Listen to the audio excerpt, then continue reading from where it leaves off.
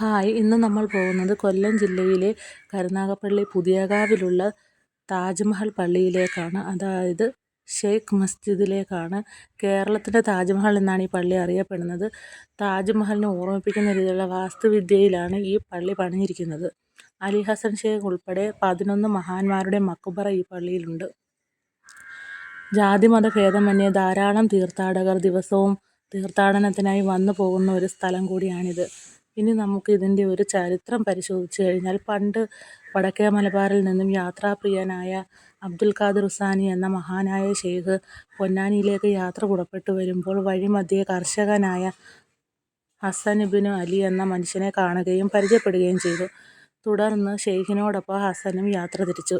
അങ്ങനെ യാത്രാമധ്യേ ധാരാളം അറിവുകളും വിജ്ഞാനങ്ങളും ഷെയ്ഖ് ഹസന് പകർന്നു നൽകി. അങ്ങനെ അവർ പൊന്നാനി പള്ളിയിലെത്തുകയും പ്രാർത്ഥനകളിൽ പങ്കെടുക്കുകയും ചെയ്തു.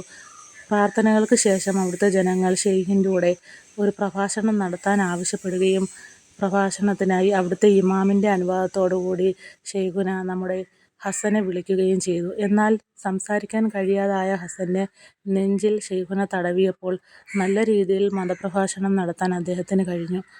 പൊന്നാനി യാത്രയ്ക്ക് ശേഷം ഷെയ്ഖുനയുടെ അനുഗ്രഹത്തോടുകൂടി തെക്കോട്ട് യാത്ര തിരിച്ച ഹസൻ പുതിയകാവിലെത്തുകയും അവിടെ പ്രാർത്ഥനകളിൽ പങ്കെടുക്കുകയും ധാരാളം കറാമത്തുകൾ കാഴ്ചവെക്കുകയും ചെയ്തു. ഇത് അറിഞ്ഞ ജനങ്ങൾ ധാരാളം സമ്മാനങ്ങളുമായി അദ്ദേഹത്തെ കാണാനായി വന്നു. ഇത് കേട്ടറിഞ്ഞ അവിടുത്തെ രാജാവായ കൃഷ്ണപുരം രാജാവ് കൊട്ടാരത്തിലേക്ക് ഷെയ്ഖിനെ വിളിപ്പിക്കുകയും എന്തെങ്കിലും ആവശ്യമുണ്ടോ എന്ന് ചോദിക്കുകയും ചെയ്തു. പ്രാർത്ഥിക്കാൻ കുറച്ച് സ്ഥലം ആവശ്യപ്പെട്ട ഷെയ്ഖിന് പുതിയകാവിന് തെക്ക് വശത്ത് കുറച്ച് സ്ഥലം രാജാവ് നൽകി. ഈ സ്ഥലത്തേക്ക് ഷെയ്ഖുനയും കൂട്ടരും എത്തിയപ്പോൾ കണ്ട കാഴ്ച, കാട് മൂടിക്കിടക്കുന്ന പ്രദേശത്ത് പണം വിടർത്തി നിന്ന് കരുനാഗങ്ങൾ ആടുന്ന കാഴ്ചയാണ്. ഒന്ന് സ്പർശിച്ചാൽ പോലും മരണം സംഭവിക്കുന്ന തരത്തിൽ വിഷമുള്ള നാഗങ്ങളായിരുന്നു അവ.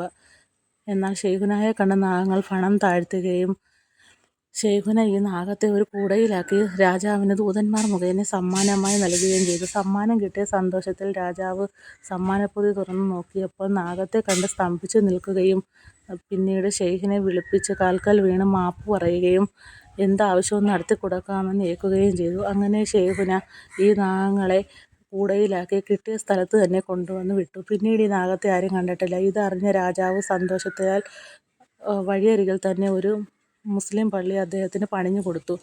അങ്ങനെയാണ് കരുനാഗപ്പള്ളി പള്ളി ഉണ്ടാവുന്നത്. കരുനാഗത്തിനെ കിട്ടിയ സ്ഥലത്ത് പള്ളി പണിഞ്ഞതുകൊണ്ട് ഈ പള്ളിയെ കരുനാഗപ്പള്ളി പള്ളി എന്നും ഈ സ്ഥലത്തെ കരുനാഗപ്പള്ളി എന്നും അറിയപ്പെടാൻ തുടങ്ങി. ഇതാണ് നമ്മുടെ ഈ പള്ളിയുടെ ഒരു ചരിത്രം.